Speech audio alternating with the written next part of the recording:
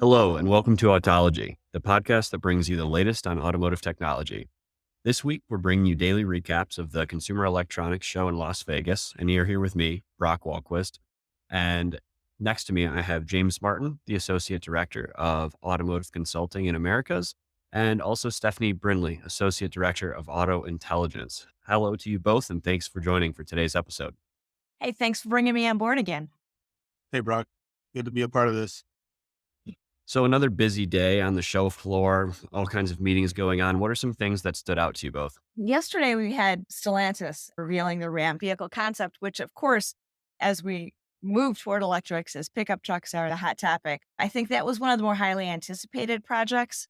And Stellantis and Ram had a little bit to prove because it's the fourth of these to be revealed. So there's a lot of buzz about, are they late? Are they going to hit the mark? And that sort of thing. The fact is that they know their pickup truck market. And even if it's an electric propulsion system into it, they know about the features and sets that those vehicles will need. And the initial take on that concept is I think they knocked it out of the park. They didn't really get in too deep to all of the electric powertrain stuff yet. They did talk about things like some inductive charging that you can be able to do. And they talked about making sure that they had a balance of meeting the right metrics. So your towing, your charge time, your range, and your payload capability. And they're looking to make sure that they offer all of those things, but they're looking on it and to get a more holistic view. Yeah, James, anything to add there? Yeah, again, Ram is coming to this part of the market behind Ford, behind GM. They have to do some things that help them stand out. And the things that I saw that help them do that, for one, the stance of the vehicle, it looks like it's just ready to just launch itself forward. So it's a fairly aggressive stance. But the other thing, you think about what the Silverado EV is doing with the midgate, Ram has taken it a bit further and extended that midgate through to the front. So Mhm. from their statement, you can actually have an 18-foot long board that extends from the front through the bed with the tailgate up. So Yep. for a trucker, that's important. It is important. And they made the RAM box storage on the side bigger and more useful. And certainly one of the benefits of electric vehicles is that that flat interior floor. And they're making the most of that. So I think I'm going to stick with them. They knocked that one out of the park when they brought that in. Now, and talking with them a little bit after the introduction too, but remember it's still a concept. Some of the things that were up there will come to market a little bit later. We don't know. Remember, it had the sort of saloon doors, which are really popular with concepts and rarely make production. But when it's a concept form, you then can open those doors out wide, and people coming to see it can see the entire interior, and it's really great for that. That might not come, but post the actual presentation, Carlos Tavares said almost everything in the package is intent for production, but some of it will roll out. So we will see some of the things that they showed will come up a little bit over time and not necessarily the first version of the truck out the door. Yeah, I think a lot of really good points there. And I think something that I can add as well is the continued trend of increasing vehicle automation. We saw it from Stellantis on subject with the continued push of STLA Auto Drive. It'll be interesting to see how that progresses. I think another thing that stood out from my end was looking at Luminar's integration of their Iris LiDAR into both the Volvo EX90 and also the SAIC R7, which is coming to North America very soon. So I think both of those were pretty exciting to see. Also, Mercedes with a pretty big announcement that their level 3 system that's currently only available in Germany is going to be coming to Las Vegas, where we are now, of course, and the state of Nevada, and also California in 2023. So lots of exciting topics across the show floor. Yeah, and then taking that automated driving a step forward is actually going to be a pretty important thing, I think, as well, and people understanding and getting to experience it a bit. And they did, I think, even in the non-driver pilot versions, that they're adding automatic lane change for the 2 Plus that they have, which is always a nice thing to add to those systems. So that was that. I think that I agree that was pretty significant. And they did have the EQX Vision concept car, and they were giving some demonstrations in that. But the Mercedes stand and their conversation was less about a specific vehicle and more about technology in general, which suits this show quite well. Yes, it absolutely does. James, I know you mentioned earlier that you had saw some pretty interesting things from Lordstown amongst other automakers and technology companies. You want to touch on that a little bit? Yeah, I started off talking about the Ram pickup, and that's clearly for private owners, consumers. Another entrant in the electric pickup truck race is Lordstown Motors, or actually they changed their name to Lordstown Electric Vehicles. And they are celebrating the launch of the Endurance, which is one of the competitors that's up for Truck of the Year, but it's purely a commercial vehicle play. They're only selling the Endurance to fleets. Now, it has some unique features, most of which are the hub motors. It's powered by four electric motors mounted in the wheel hubs on all four corners. That's a different approach than any of the other commercial vehicles are taking. Um, a little further down the aisle, we've got American Axle, that is showcasing a technology that has complete corners where one corner of the vehicle includes the wheel, the braking system, as well as the wireless steering system. It's a similar concept to the hub motors that Lordstown's using, but they're inboard and not really on the hubs. There's a bit of an advantage there in that you don't have the added unsprung mass that Lordstown is going to experience on their pickups. And it's also probably scalable more to some class 4 through class 6 trucks. And speaking of class 4 and class 6 trucks, there's a new player in the scene, Harbinger. Harbinger had an event a little off-site from the convention center where we were able to look at their technology and surprisingly drive there are a lot of companies that are coming into or looking to get into the commercial truck market, particularly with vans, classes 2 through 4, 5, even class 6. But a lot of them are struggling to find suppliers, struggling to find manufacturing, and they're basically conceptual in nature in approaching production. Harbinger springs right out of the gate with uh, trucks that are running now. They intend to build about 75 more beta trucks this year. They've got supply or collaboration deals with Morgan Olson, one of the top bodybuilders, to complete their trucks, complete their vans.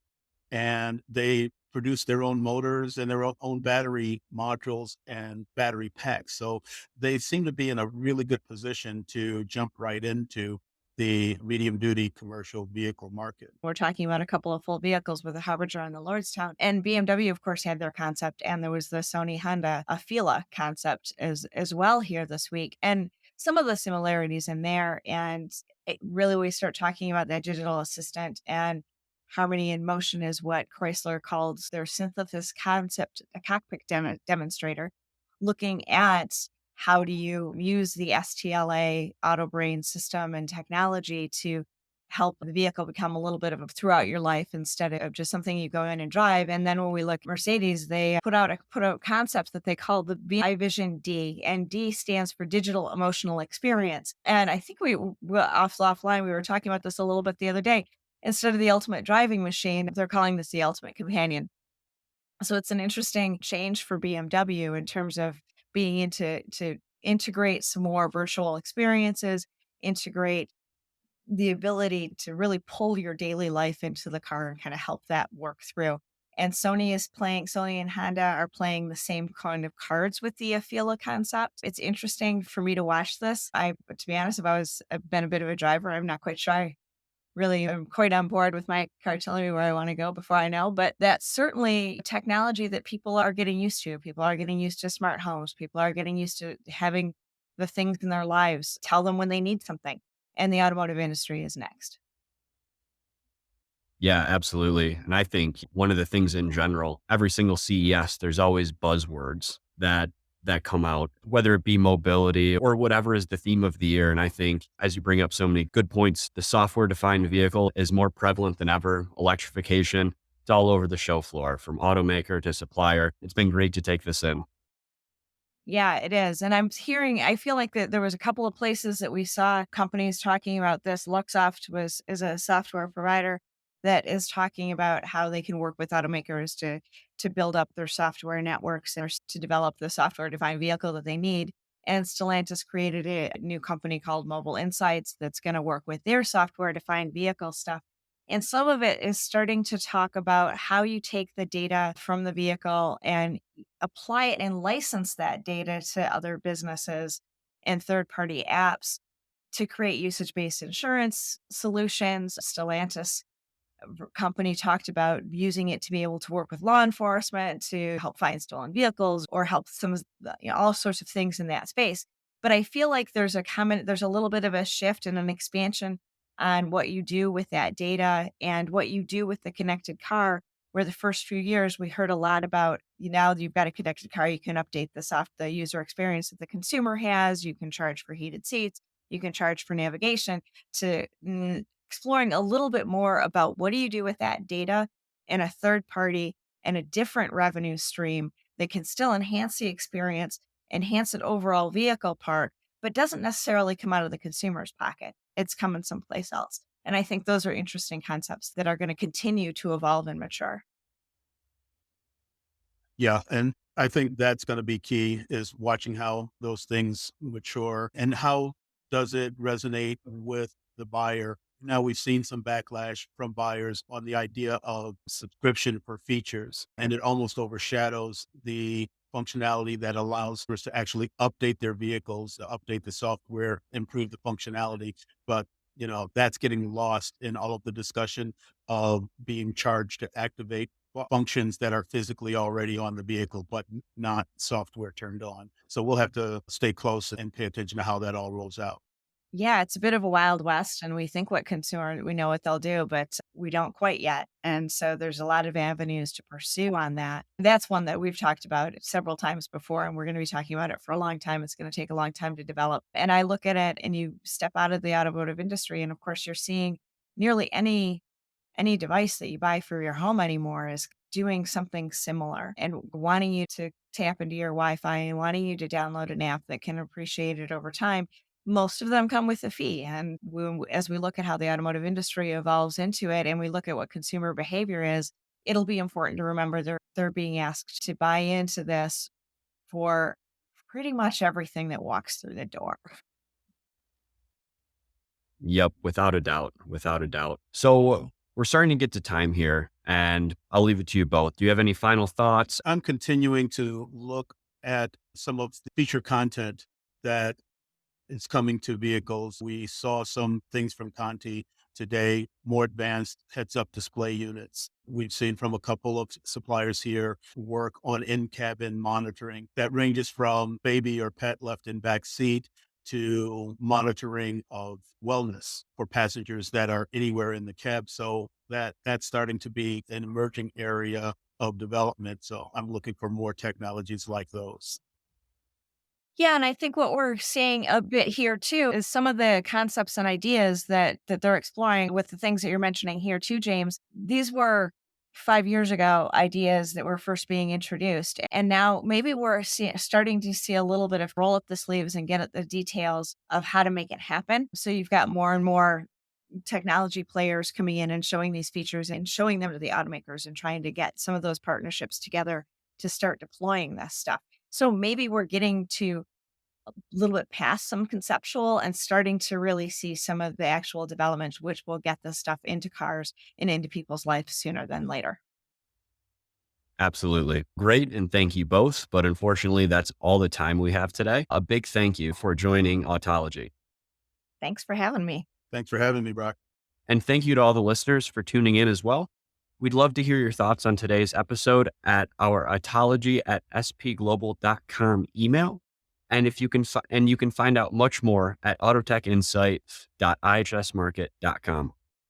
Don't forget to hit all the subscribe, follow, and like buttons to stay on track with the latest Autology podcasts. And we look forward to you joining us again in the next episode. We'll be back tomorrow for our final day of CES coverage. Bye for now.